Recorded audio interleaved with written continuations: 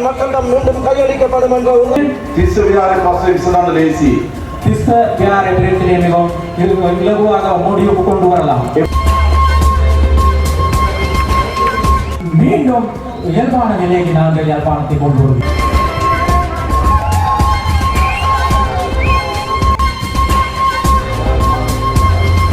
நாங்கள் படிப்படியாக அந்த வீதிகளை மீண்டும் திறந்து கட்டுக்கொள்வோம்.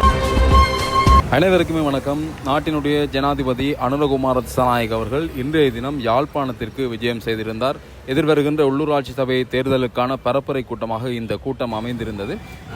யாழ்ப்பாணம் கிட்டு பூங்காவில் தான் பார்த்தீங்கன்னா இந்த கூட்டம் ஏற்பாடுகள் எல்லாமே செய்திருக்கணும் நடைபெறுவதற்காக. இந்த இடங்கள் பாதுகாப்பு பணிகள் மேற்கொள்ளப்பட்டிருக்கின்றது. பாதுகாப்பு கெடுபிடிகள் காணப்படுகின்றன. வீதி தடைகள் போடப்பட்டிருக்கின்றன. போலீசார் அந்த இடத்துல பாதுகாப்பு இருக்கிறார்கள். ஜனாதிபதி வருவதை முட்டு விசேட அதிரடிப்படையினர் எல்லாமே இந்த இடத்துல பாதுகாப்பு கமத்தப்பட்டிருக்கிறார்கள்.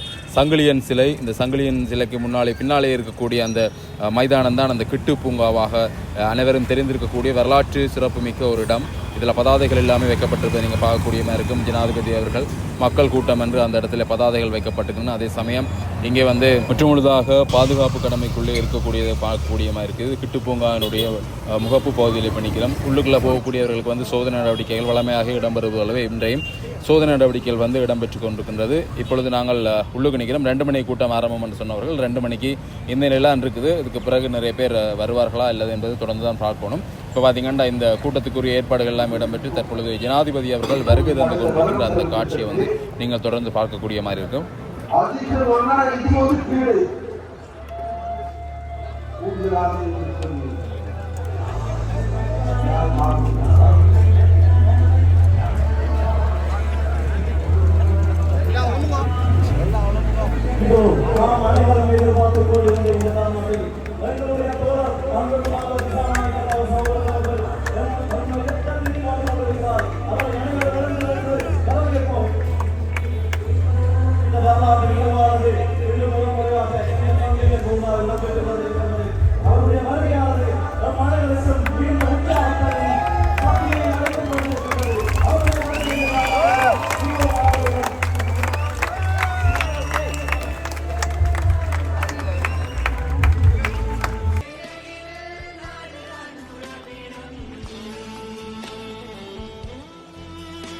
இந்த வரலாற்று நிகழ்வு என்றுமே இந்த இடத்தில் பொன்னெழுத்துக்களால் பொறிக்கப்பட வேண்டிய ஒரு நிகழ்வாக காணப்படுகின்றது.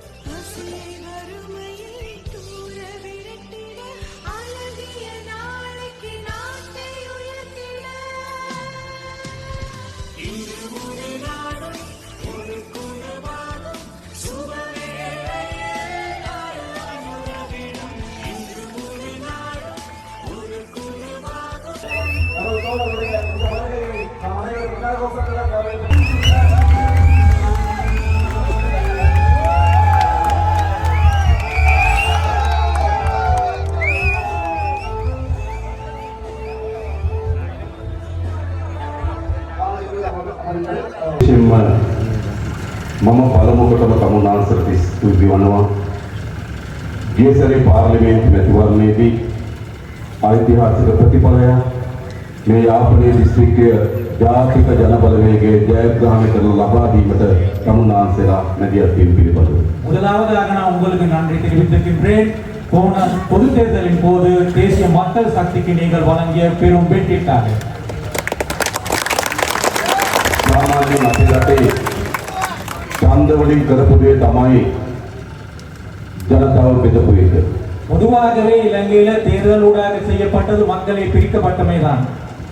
උතුරු ජනතාව දෙමළ පක්ෂ තෝරනවා, නැගෙනහිර ජනතාව මුස්ලිම් පක්ෂ තෝරනවා, දකුණු ජනතාව සිංහල පක්ෂ තෝරනවා. ඒක තමයි ඉතිහාසය. வரலாற்றில் என்ன நடந்ததுன்னா வடக்கு மக்கள் தமிழ் கட்சிகளை தெரிவு செய்கிறார்கள், கிழக்கு மக்கள் முஸ்லிம் கட்சிகளை தெரிவு செய்கிறார்கள், தென்னிலங்கை மக்கள் வந்து சிங்கள கட்சிகளை தெரிவு செய்கிறார்கள். ඒකෙන් මේ හැම ඡන්දෙකදීම අපේ රටේ ජනතාව බෙදෙන එක. அதன் ஊடாக என்ன நடந்ததுன்னா எல்லா தேர்தலையும் எங்கள் மக்களை பிரிக்கப்படுவதாக தான் அமைந்தது. හැබැයි පෞද්ගලික මහමැතිවරණදී මොකද සිද්ධ වුනේ? ஆனால் கடந்த பொது தேர்தலின் போது என்ன நடந்தது? උතුරු ජනතාව, දකුණු ජනතාව, නැගෙනහිර ජනතාව, සිංහල දෙමළ මුස්ලිම් සියලු ජනතාව තේරුවේ ජාතික ජනබලවේගය.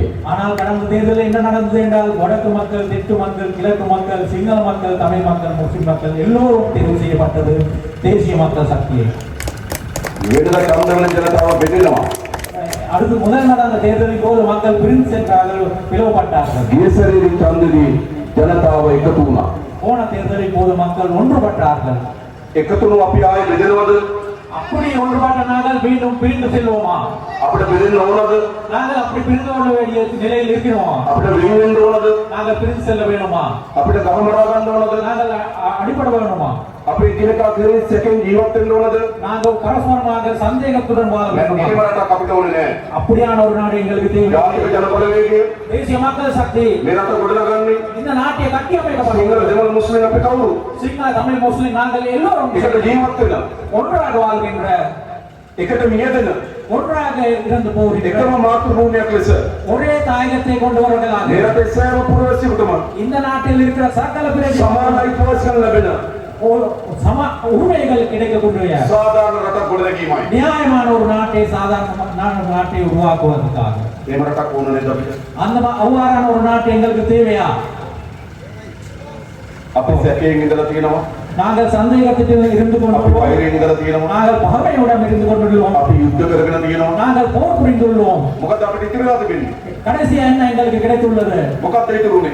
என்ன கடைசியாக මහා மிஞ்சியுள்ளது? විනාශයෙන් ලක් වුණු උතුරු පළාතක්, மிகவும் அழிவை நோக்கி சென்று கொண்ட ஒரு வடக்கு பிரதேசம். දරුවා අහිමි වූ දෙමෝපියන්, பிள்ளைகள் இழந்து போன தாய்மார்கள், ඥාති අහිමි වූ ඥාතීන්, உறவினர்கள் இழந்தவர்கள், මිතුරන් අහිමි වූ අය நண்பர்களை இழந்தவர்கள், සියල්ල අපිට අහිමි වුණා. இது எல்லாம் நாங்கள் அழிந்தவர்களாக தான் இருக்கிறோம். උතුරේ දකුණේ දෙකේම ඒක සිද්ධ වුණා. வடக்கிலும் தெற்கிலும் இதே நிலைமை தான் நடந்தது. අපිට අවශ්‍ය දායම විගයක්. அப்படி எங்களுக்கு அவ்வாறான ஒரு காலம் திரும்பி தேவையா? අපිට ඕන දෙයක් ගහ ගන්න. அப்படியே அவ்வாறான நாங்கள் சண்டைபிடிக்க வேண்டுமா? දැන් මේක අපි අවසන් කරන්න ඕන. இப்போ நாங்கள் அதனை முடிவுக்கு கொண்டு வர வேணும். අපේ පරම්පරාව යුද්ධ කරගත්තා. எங்களுடைய தலைமுறையை போர் புரிந்தோம், අපේ පරම්පරාව ගහගත්තා. எங்களை சண்டை பிடித்தோம். හැබැයි අපි මොකද කරන්න ඕන?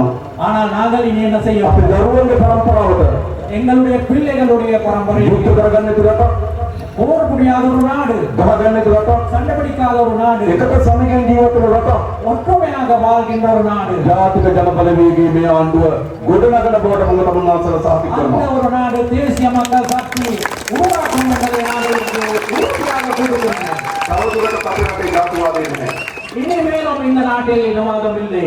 ජාතිවාදය වල කාටද? யாருக்கு இனவாதம் தேவையாக உள்ளது? ජාතිවාදය වල දේශපාලකයාට. அரசியல்வாதிகளுக்கு தான் இனவாதம் தேவையாக உள்ளது. ජනතාවට ජාතිවාදය ඕනද? மக்களுக்கு இனவாதம் தேவையா? තමුන්නාසල දන්නවා. உங்களுக்கு தெரியும், තිස්ස විහාරේ කේන්ද්‍ර කරගෙන ප්‍රශ්නයක් තියෙනවා. திஸ்ஸவியாரை மையமாக கொண்டு ஒரு பிரச்சனை உள்ளது. මම පහුගියදා පාර්ලිමේන්තු උපදේශ කාර්ය සභාවේදී කිව්වා நான் சமீபத்தில் நடந்த நாடாளுமன்ற ஆலோசனை குழு கூட்டத்தில் கூறினேன், තිස්ස විහාරේ ප්‍රශ්න විසඳන්න ලේසි. திஸ்ஸவியாரை பிரச்சனையை மிகவும் இலகுவாக முடிவுக்கு கொண்டு வரலாம். ඒ ප්‍රශ්න කේන්ද්‍ර කරගෙන ක්‍රියාත්මක වෙන උතුරේ දේශපාලන අයින් වෙන්න. அது அந்த பிரச்சனை மையமாக கொண்டு செயல்படும் வடக்கு அரசியல் அந்த பிரச்சனையில் இருந்து விலக வேணும். ඒ ප්‍රශ්නේ මත පදනම දකුණේ කරන දේශපාලන අයින් කරන්න. அந்த பிரச்சனையை வைத்துக் கொண்டு தென்னிலங்கையில் செய்கிற அரசியல் நிறுத்த வேணும். තිස්ස විහාරේ ප්‍රශ්න විසඳන්න පුළුවන්. திஸ்ஸவியாரை பிரச்சனை ඒ මත තියෙන දේශපාලන ඉවත් කරෝ. அதன் மீது தங்கியுள்ள அரசியலை நீக்குவதன் ஊடாக தான் පන්සලේ හාමුදුරුවෝ වහන්සේ அந்த வியாரையில் இருக்கிற பௌத்த ඒ குருமார்கள், වගේම ජීවත් වෙන පුරවැසියෝ அந்த ஊரில் வாழ்கின்ற பிரஜைகள், අපේ නාග විහාර හාමුදුරුවෝ වහන්සේ எமது நாகவியாரையில் இருக்கிற பௌத்த பிக்குமா அவர்கள் එකතුම විසඳන්න පුළුවන්. அவர்கள் சேர்ந்தா இந்த பிரச்சனையை විසඳන්න දෙන්නේ කවුද? இதுக்கு வேண்டிய யார்? කවුද? யார்? දේශපාලකයා. யார் இதனை தடுக்கின்றது? ඒගොල්ලෝ ආපවන ජාතිවාදය. அவர்களுக்கு மீண்டும் இனவாதம் தேவை. අපි ආණ්ඩුවක් ලෙස කිසි විටක நாங்கள் அரசாங்கம் என்ற வகையில் කිසිදු ஒருபோதும் පළාතක ජනතාවගේ எந்த ஒரு பிரதேசத்தின் மக்களுடைய අයිතිවාසිකම් උතුර ගන්න, உரிமைகளை பறிக்கிறதுக்காக උරුමයන් උදුර ගන්න உரிமைகளை பறித்தெடுக்கிறதுக்காக කිසිසේත්ම කටයුතු කරන්නේ නැහැ. ஒருபோதும் செயல்பட மாட்டோம். මේ රටේ කොතනක පුරාවස්තුවක් හම්බුණා. இந்த நாட்டில் எந்த இடத்தில் ஒரு தொல்பொருளியல் காணக்கூடியதாக මේ රටේ இருந்தாலும் කොතනක ඓතිහාසික නටබුන් හම්බුණා. இந்த நாட்டில் எந்த இடத்தில் கடந்த காலத்து சார்ந்த இயக்கங்களை காணக்கூடியதாக இருந்தாலும் අපි වා සිංහලද දෙමළද මුස්ලිම්ද කියලාද බලන්න ඕන. நாங்கள் அது சிங்களமா தமிழமா முஸ்லிமா என்றா பார்க்க வேண்டுமா? ඒක වැරදි. அது தவறானது. ඒ පුරාවස්තුව දිහා අපි බලන්න ඕන. அந்த தொல்பொருள்களை நாங்க பார்க்க வேண்டியது ඒ ඓතිහාසික නටබුන් දැස බලන්න ඕන. அது வரலாற்று ரீதியான ஒரு எச்சங்களாக ඒක தான். අපේ රටේ උරුමයක්. அது எமது நாட்டின் மரபுரிமையாக தான். අද අද මොකද වෙමින් තිබෙන්නේ? ஆனால் இந்த என்ன நடந்து கொண்டுள்ளது? පුරාවස්තුවක් නැත වුණාම ஒரு இடத்தில் இருந்து ஒரு தொல்பொருளை காணக்கூடியதாக இருந்தால் ඓතිහාසික නටබුන් නැත වුණාම வரலாற்று ரீதியான இடங்களில் இருந்து வரலாற்றியான பொருட்கள் காணக்கூடியதாக ඒක இருந்தால் සිංහලද කියලා හොයනවා. அது சிங்களமாக இருக்குமா என்று ඒක தெரியல. දෙමළද කියලා හොයනවා. தமிழமாக இருக்கிறதா என்று ඒක பார்க்கிறேன். හින්දුද කියලා හොයනවා. அது ஹிந்துவா இருக்கிறதா என்று பார்க்கிறேன். බෞද්ධකමද කියලා அது හොයනවා. பௌத்தது என்று பார்க்கிறேன். දැන් අපි හොයන්නේ මොකද්ද? நாங்கள் என்ன එදා தேடுகின்றோம்? අපේ රටේ කොහොමද තිබුණේ? ஆனால் நாங்கள் என்ன தேட வேண்டும்? ඒ උරුමයන්ගෙන් පෙන්වන්නේ මොකද්ද? எங்கள் நாடு அந்த காலத்தில் என்ன ඒ අපි ආරක්ෂා කරගන්න ඕන. அது என்ன மாதிரி இருந்தது? අනාගත පරම්පරාව රැකලා දෙන්න ඕන. அடுத்த வரும் தலைமுறைக்கு அதனை பாதுகாக்க வேண்டும் என்று நாங்கள் பார்க்கிறது. ජාතිවාදියා බලන්නේ එහෙම නෙවෙයි. ஆனால் இனவாதி அப்படி பார்க்கிறது இல்லை. ඒක හින්දුද? இது ஹிந்துவாக இருக்கா? ඒක බෞද්ධද? அது பௌத்தமாக இருக்கா? ඒ තමයි ජාතිවාදියාගේ ස්වභාවය. அதுதான் இனவாதியுடைய නිසා சுபாவம். බෙලවන්ට ඕන විදි වෙන්නේ කුමක්ද? எனவே அவர்களுக்கு என்ன தேவையாக உள்ளது? ජාතිවාදී කණ්ඩායම් වලට இனவாத குழுக்களுக்கு என்ன தேவையாக உள்ளது? ඒගොල්ලෝ පරාජයටපත් වුණා. அவர்கள் தோல்வி அடைந்தார்கள். ජනතාව ප්‍රතික්ෂේප කරා. மக்களால் அவர்களை நிராகரிக்கப்பட்டார். ජනි මොකද්ද වෙමින් තිබෙන්නේ? இனி என்ன நடந்து එම கொண்டுள்ளது? ජාතිවාදය මත அந்த இனவாதத்தை එම ජාතිවාදය කේන්ද්‍ර කරගෙන அந்த இனவாதத்தை மையமாக යලි கொண்டு අපේ රටේ ගැටුම් හදන්න උත්සාහ කරනවා. மீண்டும் இந்த நாட்டிலே முரண்பாடுகளை தோற்றுவிக்க මම முயற்சிக்கிறார்கள். ඔබට එකක් කියන්නම්. நான் உங்களுக்கு இது ஒரு விடயத்தை මොන கூறுகிறேன். දේශයෙන් எந்த ஒரு வேடத்தில் මොන வந்தாலும் ආකාරයෙන් எந்த விதத்தில் வந்தாலும் යලි ජාතිවාදය නැගිටින්න උත්සාහ කළොත් இந்த நாட்டில் இனவாதத்தை தலை தூக்க ඒ முயற்சித்தால் පරාජයටපත් කරන්න அதனை தோற்கடிக்கிறதுக்கு ජාතික ජනබලවේගයේ ආණ්ඩුව தேசிய மக்கள் சக்தியுடைய அரசாங்கம் ගත හැකි හැම පියවරක්ම ගන්න බව මම ප්‍රමාණවත් கூடிய அறக்கூடிய எல்லா நடவடிக்கைகளும் எடுக்கப்படும் என்பதை நான் நினைக்கிறேன். நாங்கள் இனவாதத்தை கொண்டு மாட்டோம். ජාතික සමගිය අවශ්‍යයි. எங்களுக்கு தேவையான இன ஒற்றுமை. මම දන්නවා මේ යාපනයේ ජනතාව எனக்கு தெரியவில்லை யாழ்ப்பாண மக்கள் පාරම්පරික දේශපාලන නායකයෝ හිටියා. பரம்பரையாக அரசியல் செய்த தலைவர்கள் இருந்தார். පාරම්පරික පක්ෂ තිබුණා. பரம்பரையாக வந்த அரசியல் கட்சிகள் இருந்தது. 1949 හදපු ෆෙඩරල් පක්ෂය තිබුණා. 1949ஆம் ஆண்டுல உருவாக்கப்பட்ட பெடரல் கட்சி இருந்தது. දෙමළ විශාල නායකයන් නියෝජනය කරන TLF තිබුණා. தமிழ் அரசியல் கட்சி பெரிய அரசியல் தலைவர்களை விரைவுபடுத்தி දෙමළ කොංග්‍රසය තිබුණා. தமிழ் காங்கிரஸ் இருந்தது. මේ විශාල පක්ෂ තියද්දී இந்த பெரும் கட்சிகள் இருக்கும் போது මහා නායකයෙක්දී பெரும் தலைவர்கள் இருக்கும் போது கூட තමුන්නාසල අපිව තෝරාගත්තා. நீங்கள் எங்களை தேர்வு செய்து கொண்டிருக்கிறீர்கள். අපේ කුමරන්ව තෝරාගත්තා. எங்களுடைய இளங்குமரன் தோழரை தேர்வு අපේ රජීව තෝරාගත්තා. எங்களுடைய ரஜீவன் தோழரை தேர்வு கொண்டிருக்கிறீர்கள். අපේ දොස්තර සහෝදරයා තෝරාගත්තා. அவர்களுடைய மருத்துவர் பவனராஜ தோழரை தேர்வு කවුද තේරීම? அது ஒரு நல்ல தெரியும். හැමදාම තේරෙන්නේ කවුද? இதுக்கு முதல் என்ன எவரை தெரிவு செய்தார்? පැරණි පක්ෂවලින් பழைய கட்சிகளில் இருந்து தான் පැරණි නායකයෝ பழைய தலைவர்களை தான் தெரிவு செய்தார். තමුන්නාසලා ஆனால் போன தேர்தலில் போது ජාතික ජනබලවේගයට ඡන්ද දීලා தேசிய மக்கள் சக்தி வாக்களித்து අලුත් කණ්ඩායමක් නියෝජිතයෙක් තෝරාගත්තා. புதிய ஒரு அணியை நீங்கள் உங்களுடைய பிரதிநிதிகளாக தெரிவு செய்தீர்கள். තමුන්නාසල අපි කෙරේ විශ්වාස ලැබුවා. நீங்கள் எங்கள் மீது நம்பிக்கை வைத்தீர்கள். මම එක සහතිකයක් දෙන්නම්. நான் ஒரு உறுதிமொழியை මොන வழங்குகிறேன். දුෂ්කර තත්ත්වයෙන් යටතේ හරි எந்த ஒரு கடினமான நிலைமையின் තමුන්නාසල අපි කෙරේ බලන සහතිකය இந்த நீங்கள் எங்கள் மீது வைத்த நம்பிக்கை අප කෙරේ විශ්වාසය எங்கள் மீதான நம்பிக்கை කිසිසේත්ම පිටින් ඊට නොද බව මම සහතික කරනවා. எந்த விதத்திலும் முறியடிப்பதற்கு விட மாட்டேன் என்பதை நான் உறுதியாக வழங்குகிறேன். ඒ වගේම අපි විශ්වාස කරලා அதே போல எங்களை நம்பி තමුන්නාසල நீங்கள் විසඳා ගැනීම සඳහා අපේක්ෂා කරන ප්‍රශ්න තියෙනවා. உங்கள் தீர்வான முயற்சிக்கின்ற பிரச்சனைகள் ඒක எவ்வளவு? අපි විසඳනවා. நாங்கள் அந்த මොන මොන பிரச்சனைகள் විදියට ලේබල් ගන්න හැදුවත් எந்த வகையான முத்திரை குத்துறதுக்கு முயற்சித்தாலும் මොන ආකාරයෙන් අපේ විරුද්ධතාවය දක්වන්න උත්සාහ කරන ජාතිවාදී කණ්ඩායම් இனவாத குழுக்கள் எந்தெந்த வகையில் எங்கள் மீது எதிர்ப்புகளை காட்ட முயற்சித்தாலும் நாங்கள் அச்சமின்றி තමුන්නාසලගේ අයිතිවාසිකම් உங்களுடைய உரிமைகளை ජාතික සමගිය සඳහා ගත යුතු ක්‍රියාමාර්ග தேசிய ஒற்றுமைக்காக எடுக்கக்கூடிய நடவடிக்கைகள் ගන්න බවට මම සාතික කරනවා. எல்லாம் எடுப்பேன் என்பதை நான் உறுதியாக கூறுகின்றேன். මම එකින් එක කියන්නම්. நான் ஒன்றொன்றாக கூறுகிறேன். පළමු කොටම முதலாவதாக ආරක්ෂක හේතුන් මත பாதுகாப்பு காரணங்களுக்காக ජනතාවට අයිති ඉඩම් மக்களுக்குரிய காணிகள் පවරගෙන තිබෙනවා. எடுத்துக்கொண்டு வந்துள்ளது. දැන් යුද්ධයක් නැහැ. அப்போது போர் ஒன்று இல்லை. අපිට කාට හරි කියන්න පුළුවන් යුද්ධෙ තිබෙන වෙලාවට වාස් වුණා කියලා. போர் இருந்த காலத்தில் அது நடந்தது என்று சொல்ல இனிமேலும் ආරක්ෂක හේතු විය කියා මුවා වෙමි. ஆனால் பாதுகாப்பு காரணங்களுக்கு லேபர் காட்டிக் கொண்டு ජනතාවගේ ඉඩම් மக்களுடைய காணிகளை ආණ්ඩුව අතේ තියාගෙන අයිතියක් නැහැ. அரசாங்கம் வச்சுக்கொள்ள இருக்கிறதுக்கு අපි නිදහස් කරලා හැම ඉඩමක්ම விடுவிக்கக்கூடிய எல்லா காணிகளையும் තමුන්වහන්සේලා නිදහස් කරලා දෙනවා. உங்களுக்காக நாங்கள் விடுவித்து தருகின்றோம். விவசாயம் செய்யறதுக்காக நாங்கள் கொடுக்கின்றோம். අපි වැඩ කරන්නේ நாங்கள் வேலை செய்யறது යුද්ධයක් එයි කියලා බලාගෙන නෙවෙයි. இன்னும் ஒரு போர் பணம் என்ற எதிர்பார்ப்பில் நாங்கள் வேலை செய்யறது අනිත් අයට වැඩ කරේ ஆனால் ஏனைய தலைவர்கள் வேலை செய்கிறது මේ අල්ලගත් ඉඩම් තියෙන්න ඕන. இந்த பிடிக்கப்பட்ட காணிகள் இருக்க வேணும். ආ යුද්ධයක් එයි. மீண்டும் ஒரு மறுமுடியும் ஒரு මේ අල්ලගත් හමුදා කඳවුරු තියෙන්න ඕන. இந்த பிடித்துக் கொண்டிருந்த ராணுவம் மீண்டும் ஒரு போர் வரும். හැබැයි අපි වැඩ කරන්නේ நாங்கள் வேலை செய்யறது அப்படி இல்லை. යුද්ධයක් එයි කියලා හිතාගෙන නෙවෙයි. போர் வரும் என்று நினைக்கிறது යුද්ධයක නතර කරන්න තමයි ජාතික ජනබලවේගය වැඩ කරන්නේ. நாங்கள் தேசிய மக்கள் சக்தி வேலை செய்யறது போர் உருவாக்கும் இருக்கிற நிலைமையை தடுக்கிறதுக்காக. ඒකයි ආණ්ඩුවක වගකීම. அதுதான் அரசாங்கத்தின் கடமை. විතරක් නෙවෙයි. அது மட்டுமல்ல අපි දන්න මේ පළාත්වල இந்த பிரதேசங்கள் எங்களுக்கு தெரியும் විශාල පාරවල් ප්‍රමාණයක් වහලා තිබුණා.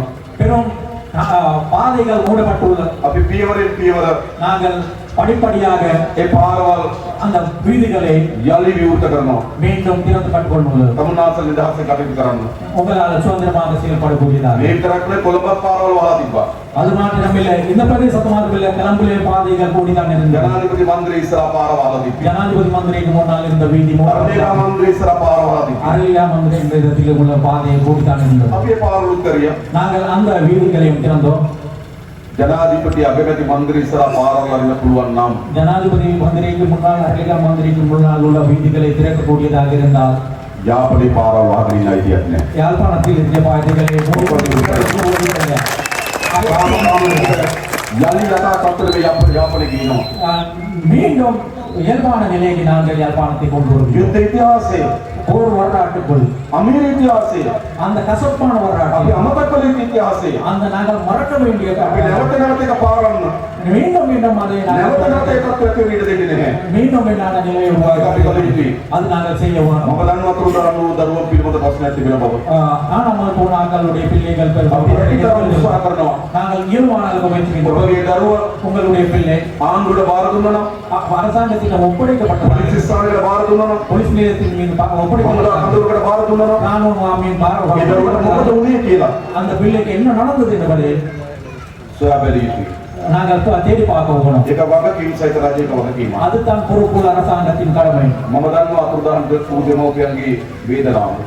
பிள்ளைகள் காணாமல் போன தாய்மார்கள் தந்தைமார்களுடைய வேதனை සාමාන්‍ය කෙනෙක් ගිය ගියපුවාම அவர் சாதாரண ஒருவர் இறந்து போனா අපි දේය දකින්නවා. அவருடைய உடலை நாங்கள் காணப்படுகிறார்கள். කතාවත් කරනවා.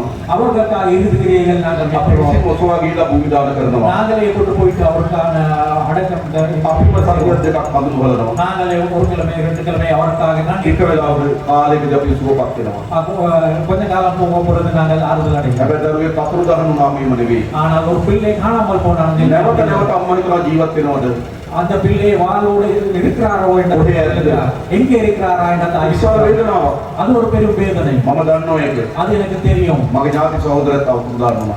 என்னுடைய சகோதரர் ஒருவரும் அவராக காணாம போனவர். අපි දන්නවා දෙමව්පියන්ගේ වේදනාව. எனவே எங்களுக்கு தாய்மார்களுடைய தந்தைமார்கள் ඒ පිළිබඳව எனவே அது தொடர்பாக වේදනාව සමනය වෙන්න அந்த வேதனை இல்லாமல் දරුවන් ගැන ඇත්ත දේ කිවිය යුතුයි. பிள்ளைகள் தொடர்பாக உண்மையை நாங்கள் சொல்லுவோம். කාගෙවත් පරිගන්න නෙවෙයි. அது எவரிடம் இருந்தும் பழிவாங்க කාගවත් පිළිට යවන්න නෙවෙයි. எவரிடம் ஒரு சிறைக்கு அனுப்புறதுக்கு අපිට සාමදානය සඳහා අවශ්‍යයි. எங்களுக்கு அமைதிக்காக அது தேவை. අපි ආණ්ඩුවක් ඇතුලේ වැඩේ කරනවා. நாங்கள் அரசாங்கம் என்ற வகையில் அது செய்கின்றோம். අපිට අවශ්‍ය සාමදානය.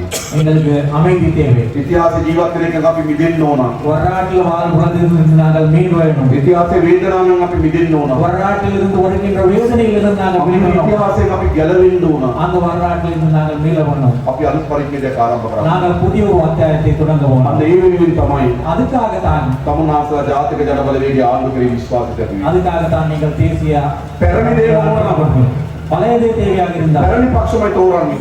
பழைய கட்சிகளை தான் நீங்கள் தெரிவிக்க පැරණි දේ ඕන නම් பழையதே தான் පැරණි නායකයෝ තෝරන්නේ. பழைய தலைவர்களை தான் நீங்கள் හැබැයි ජනතාව අපිට තේරෙන්නේ කුමක් වෙනුවෙන්ද? ஆனால் மக்கள் ஏன் எங்களை தெரிவு செய்தால் අලුත් දේ වෙනුවෙන්. புதிதான விஜயங்கள் අපි සාතික කරනවා. நாங்கள் உறுதியாக නොබියව அச்சமின்றி ඒ අලුතේ කරනවා. நாங்கள் அந்த புதிய விடயங்கள் மேற்கொள்வோம். කරන්න ඕනේ නැද්ද?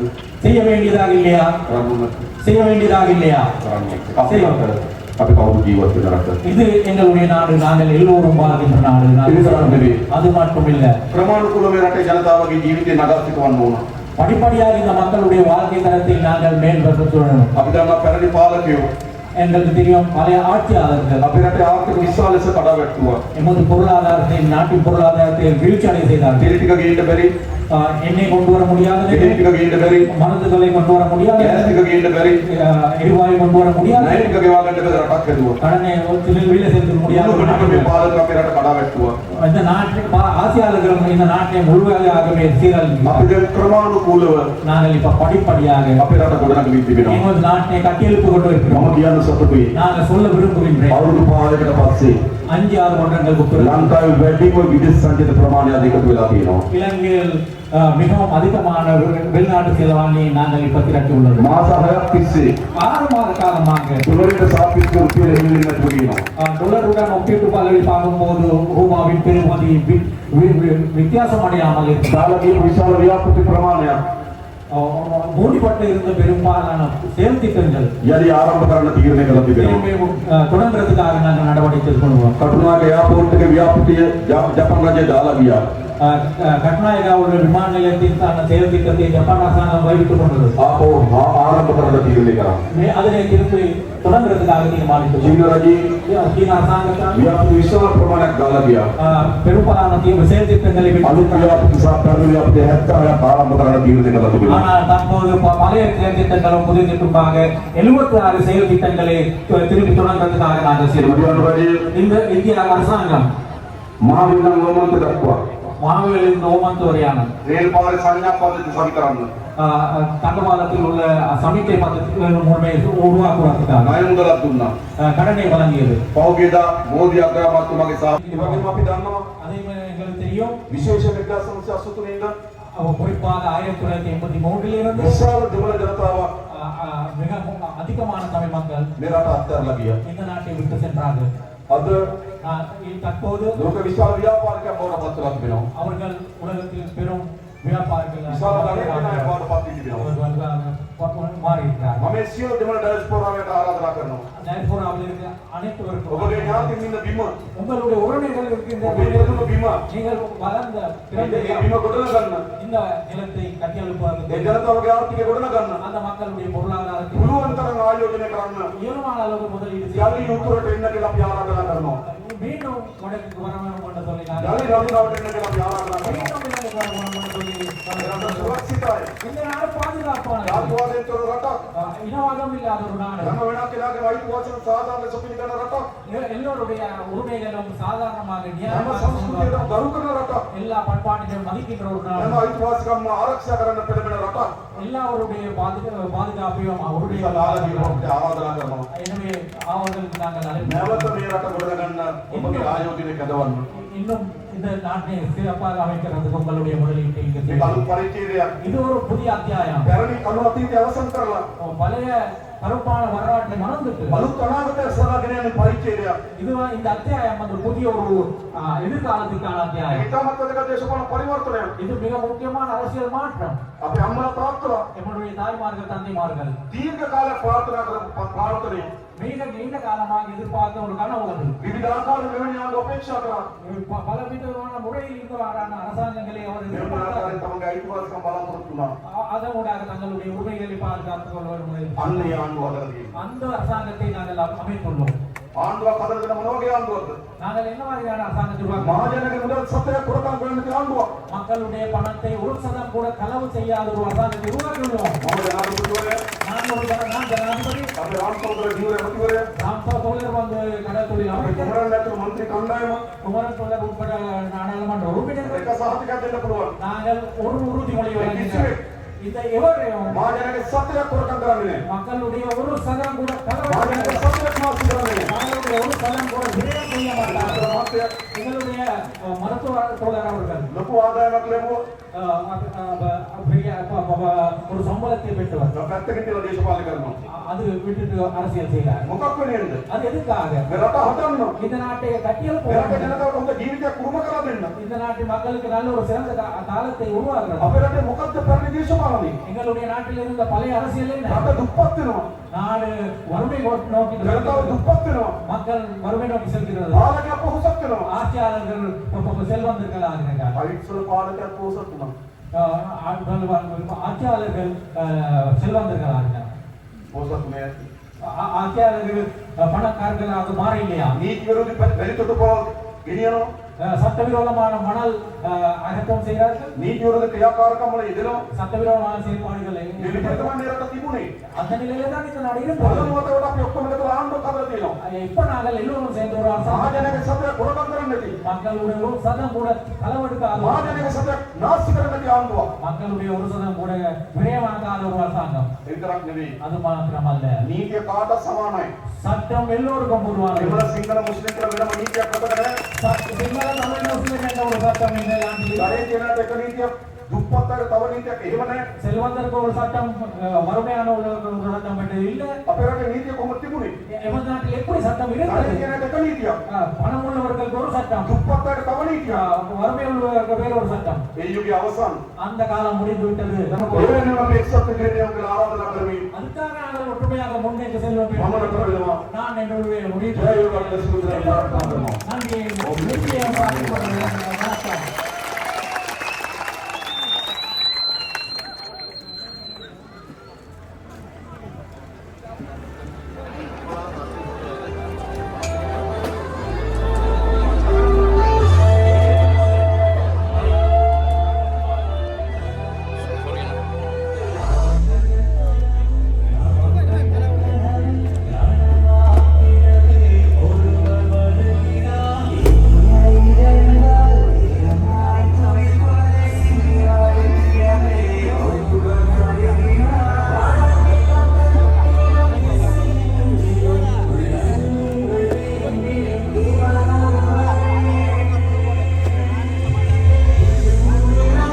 மேம்படுத்துவோம் மற்றும் மக்களுடைய காணிகள் மக்களிடம் மீண்டும் கையளிக்கப்படும் என்ற உறுதிமொழியை வழங்கிக் கொள்கின்ற எங்கள் தோழர் அன்பகுமார திசாநாயக்க தோழர்களுக்கு எமது வாழ்த்துக்கள். தேசிய மக்கள் சக்திக்கு வெற்றி உண்டாகட்டும், தேசிய மக்கள் சக்திக்கு வெற்றி உண்டாகட்டும், தேசிய மக்கள் சக்திக்கு வெற்றி உண்டாகட்டும் என்று கூறி விடைபெறுகின்றோம். நன்றி, வணக்கம்.